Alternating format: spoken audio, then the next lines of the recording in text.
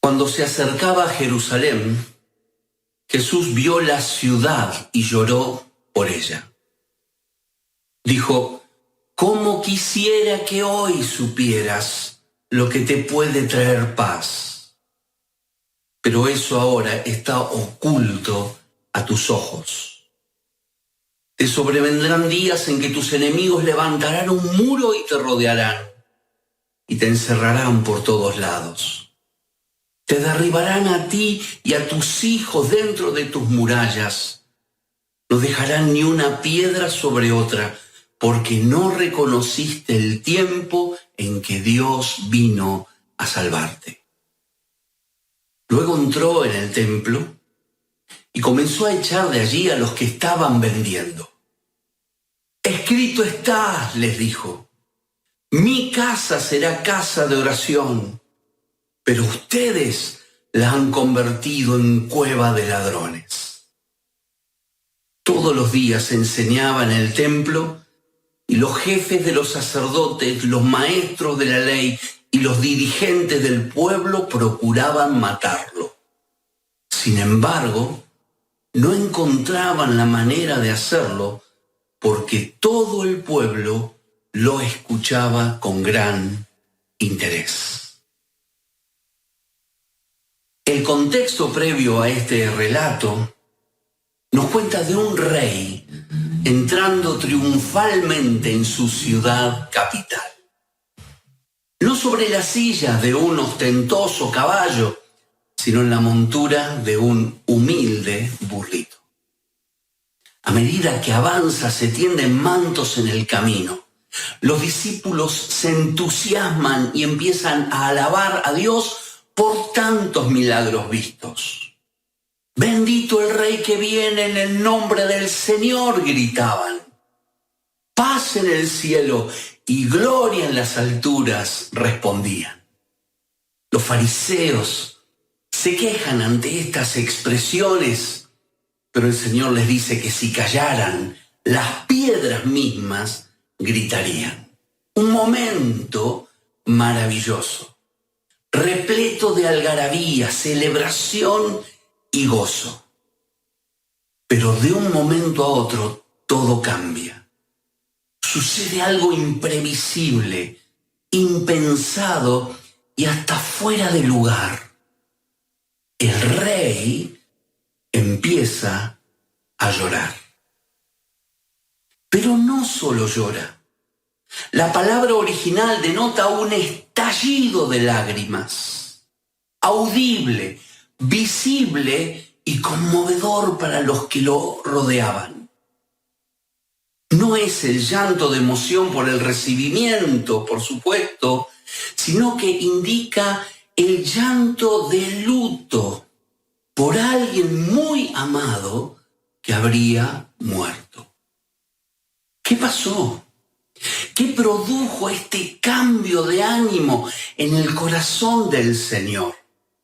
¿Qué provocó esta emoción repentina y espontánea en Jesús? Que de repente, en su trayecto de bajada del Monte de los Olivos, se encontró con una vista panorámica de Jerusalén y se conmovió. Sus campos, sus murallas, sus casas y la imponencia de ese templo golpeó el corazón de Jesús, que vio toda esa ciudad y esa sociedad como un cadáver sin vida. Tremendo, dolorosísimo. Y me preguntaba también si hoy el Señor se parara en algún punto panorámico de nuestros pueblos y ciudades, ¿qué sentiría? ¿Sentiría gozo? ¿Sentiría dolor? ¿Sentiría algarabía? ¿Sentiría enojo? Si hoy el Señor pudiera mirar con un golpe de vista toda nuestra nación, ¿qué sensaciones lo inundarían?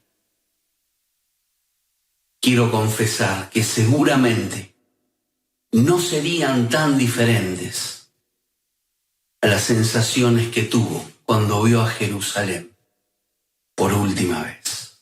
Dolor, tristeza, lamento por nuestra propia sociedad. El Señor se encarga de aclarar que hubo dos razones que produjeron ese dolor en su corazón. En primer lugar, que Jerusalén, cuando debió ver al Mesías, no lo vio. Como quisiera que hoy supieras lo que te trae paz, pero eso ahora está oculto a tus ojos. Hubo como un cierre intencional de la mirada ante las evidencias de la presencia del Mesías, el Cristo, en medio de ellos. Realmente no hay peor ciego que el que no quiere ver. Jesús, que se había esforzado para traer la paz a ese pueblo, a esa nación, ahora niegan verlo y le dan la espalda.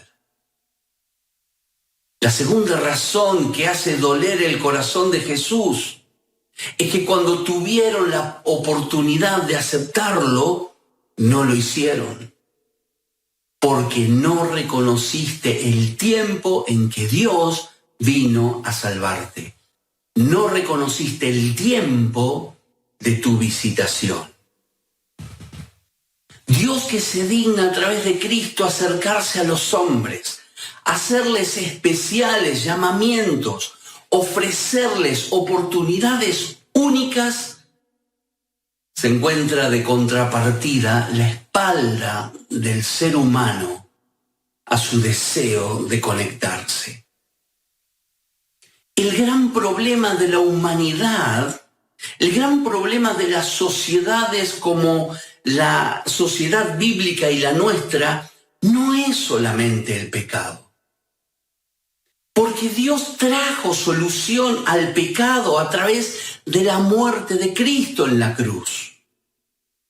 El gran problema que tiene esta sociedad y esta humanidad es la indiferencia a esa obra redentora de Cristo en la cruz. El hombre no quiere ver la solución que Dios creó.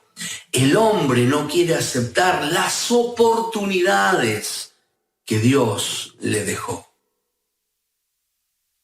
Ojalá que nunca nos pase que algún día sintamos remordimiento por haber cerrado los ojos a la presencia del Señor en nuestra vida, por haber menospreciado las oportunidades que Él nos trajo para que le recibamos. Por eso, como decía el apóstol Pablo, este es el momento propicio de Dios. Hoy es el día de salvación.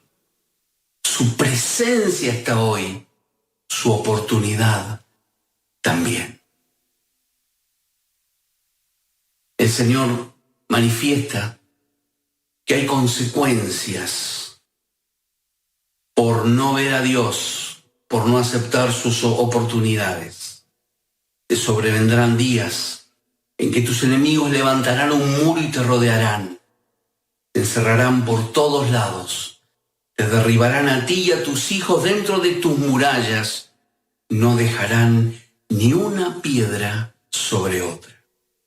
Este desastre profetizado por el Señor se consumió en el año 70 después de Cristo, cuando el emperador romano Tito sitió Jerusalén, asesinó a sus habitantes grandes y pequeños y arrasó con todas las construcciones, incluyendo el mismo templo. Jerusalén había perdido su valiosa oportunidad y ahora tenía que pagar por eso. Hermanos, amigos míos, no podemos vivir ignorando a Dios, desviando la mirada de Él, siéndole indiferente, dejando pasar oportunidades valiosas que nos da y pensar que no va a haber consecuencias de ellos. El reverendo Riley, un expositor de la palabra, dice respecto a este texto que es una falta muy grave no percibir la verdad cuando ha habido oportunidad para ello. Somos responsables por nuestros conocimientos y si por indolencia o a causa de nuestras preocupaciones permanecemos en la ignorancia, esa falta nos acarreará la miseria eterna. Hermanos míos, hay un llamado a que verdaderamente miremos a nuestro alrededor, descubramos a Jesús cerca de nuestra vida y aprovechemos la oportunidad que Él nos da de poder recibirlo y vivir para Él. Es entonces que Jesús, ante esa decepción social, se dirige al templo. Allí seguramente encontraría un reservorio de espiritualidad, de fe, de santidad, de devoción, de amor a Dios que no encontraba en la sociedad. Porque ahí estaban las personas que tenían la mayor conciencia de Dios, el mayor conocimiento de Él y que seguramente vivían vidas de respeto, de ética, al servicio del Señor. Pero cuando llega, se lleva una sorpresa muy desagradable. La casa de oración era ahora una cueva de ladrones. La decepción fue tan grande porque esta no era la primera vez que Jesús limpiaba el templo. Lo había hecho al principio de su ministerio. En Juan capítulo 2 nos cuenta ese hecho. Y ahora por segunda vez tiene que hacerlo porque la corrupción se había reinstalado nuevamente en ese lugar. La diferencia es que la primera limpieza fue un tono de advertencia y de oportunidad hecha por un rabino casi desconocido. Pero en esta segunda ocasión se trata de la sentencia judicial de un rey entronado. ¿Qué es lo que ocurría en el templo que a Jesús molestaba tanto? Para la época de las fiestas, de la Pascua como en este caso, llegaban a Jerusalén peregrinos de todas partes del mundo. Obviamente estos peregrinos no podían traer los animales que iban a sacrificar porque venían de muy lejos, porque era muy difícil transportarlos. Pero aun si lo pudieran hacer, corrían con un riesgo burocrático, y es que esos animales que traían no fueran aceptados porque tenían algún mínimo defecto. De hecho, siempre los oficiales del templo hallaban algún defecto en estos animalitos para rechazarlos. Entonces, al templo se le ocurrió proveer a las personas de animales aptos para el sacrificio, por supuesto a un costo bastante elevado, pero garantizaban de que el sacerdote lo iba a aceptar. Ahora no era tan fácil eso. sino que no podías comprar ese animalito con el dinero que traías de tu país y de tu ciudad. Solamente lo podías comprar con las divisas o las monedas del templo. Es decir, que tus pesos no tenían ningún tipo de valor allí, como en ninguna otra parte. Es entonces de que tenías que salir a tratar de cambiar esos pesos, y obviamente había cuevas y arbolitos que dependían del mismo templo para poder hacerte esa transacción comercial. Por supuesto, al no ver un valor oficial, tenías que pagarlos muy caro a precio blue, porque verdaderamente era la única forma de hacerte con el dinero del templo. ¿Les suena eso? Bueno, cualquier parecido con la realidad. Evidentemente, este era un negocio floreciente y lucrativo. Los mercaderes pagaban a los sacerdotes, a Anás y Caifás, una concesión para poder tener estos puestos, y seguramente también le daban algún porcentaje de estas ventas. Eran socios en el negocio de las almas. Vendían la seguridad del perdón y de la aceptación de Dios por un año. Después tenías que renovar el comprobante haciéndolo otra vez. Excelente negocio, redondo negocio, infame negocio por donde lo vieras. La fe se había transformado en un mercantilismo total. El templo se había profanado por completo. Por eso Jesús declara con angustia: han hecho del templo un refugio para ladrones.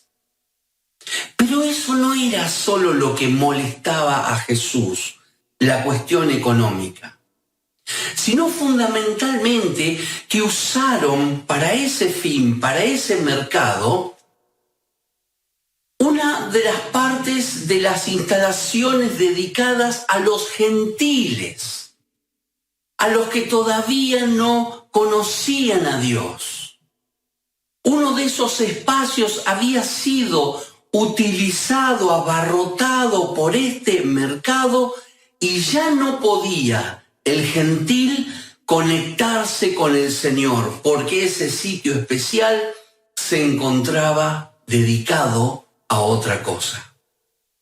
Por ello el evangelista Marcos, cuando habla de esto, menciona que es la casa de oración para todas las naciones, y ahora convertida en cueva de ladrones. Ese espacio y ese lugar dedicado para aquellos que venían de otras partes pudieran empezar a conocer a Dios, ahora se estaba dedicando al tráfico espiritual. Esta es la realidad que vio Jeremías en su contexto. Es la realidad que vio Jesús en su momento histórico. Y lamentablemente también es la realidad que hoy mismo vemos en el mundo religioso actual. El peligro de comerciar con la fe está latente. En cuanto le pongamos precio, por más mínimo que sea, a la salvación o a la bendición, estamos profanando la fe.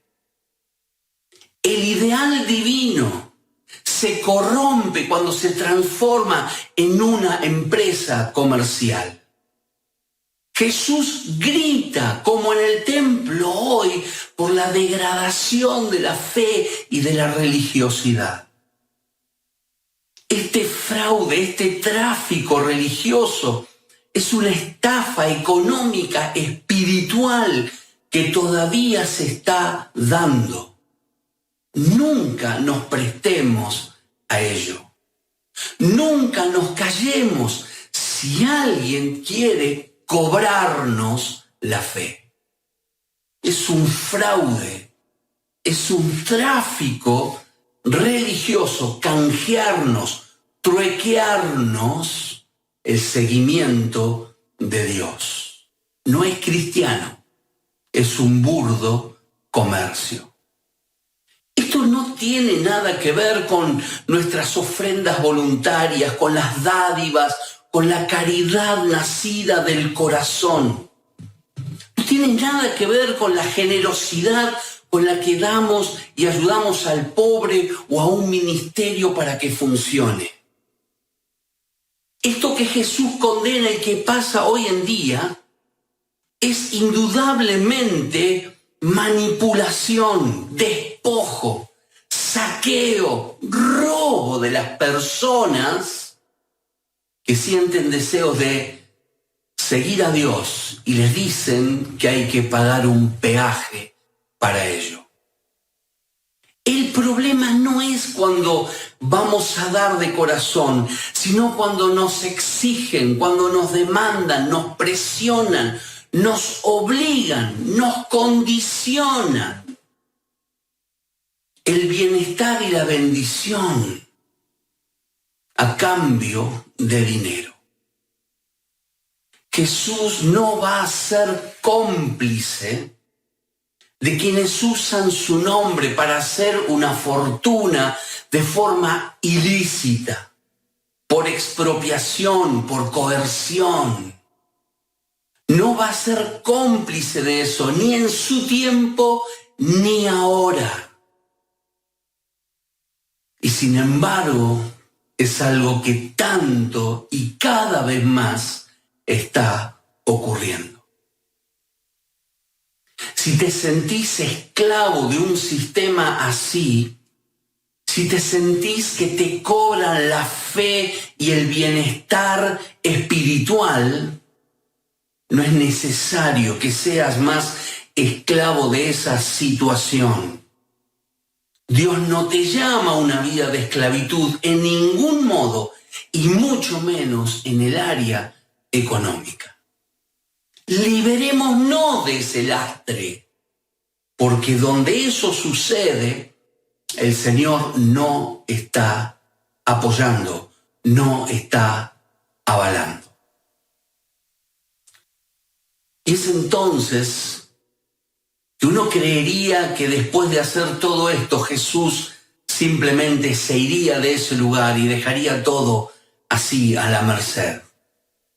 Es lo que uno haría en una situación así. En todo caso, dejaría una denuncia y desaparecería. Pero el Señor tiene un paso más y va hacia esas personas nuevamente, porque dice el texto que todos los días se quedó allí enseñando en el templo. Es decir, que lejos de darle la espalda a estos tránsfugas y a los que quedaron heridos por el sistema, el Señor se vuelve a acercar a ellos para corregir, para refundar, para sanar con paciencia y amor a quienes fueron heridos, a quienes mal entendieron esta parte de la fe. Se quedó allí enseñando. Y hubo respuestas antagónicas. Por supuesto, los implicados, los responsables del negocio, se sintieron airados y con ganas de matar al Señor. Pero después había otros que simplemente se quedaron escuchando a Jesús con gran interés. Estas personas que uno creería que ya están descartadas para el reino, el Señor me enseña que debo darles una oportunidad más, llevándolos a comprender verdaderamente lo que significa vivir, servir y ministrar para Dios. En estos tiempos donde la corrupción es algo que nos duele y nos molesta tanto, ni siquiera esas personas son descartables para Dios. El Señor volvió para tratar de llevarlas a comprender, a convertirse a Él. Creo que es el mismo sentir que hoy Dios quiere transmitirnos a nosotros. Sembremos una vez más la semilla de su palabra. Esparzamos esa semilla donde vayamos. Y si diera fruto es para su gloria, y si no lo diera, también. Pero nuestro deber es que la palabra la reciba, la escuche y si es posible la entienda, aún aquel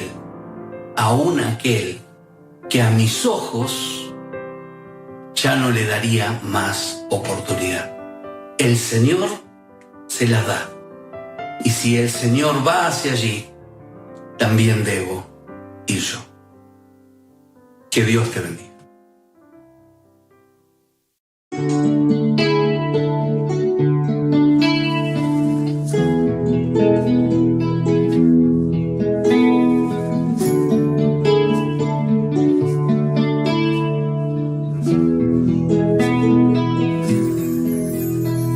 Cerca de ti, yo quiero estar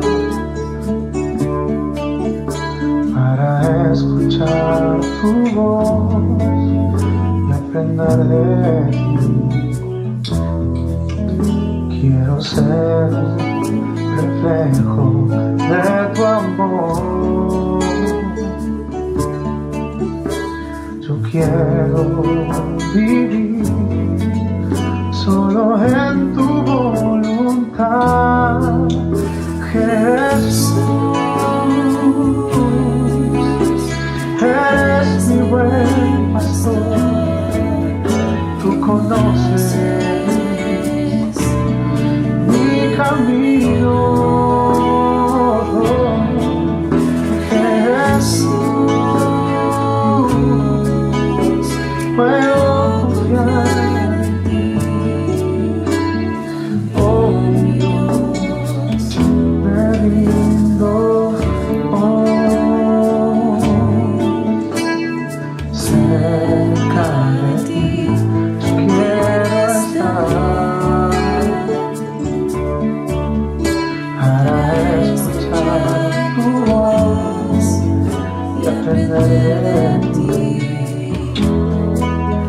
Quiero ser reflejo de tu amor. Yo quiero vivir solo en tu voluntad, Jesús. Eres mi buen pastor, tú conoces mi camino. Jesús, puedo confiar en ti.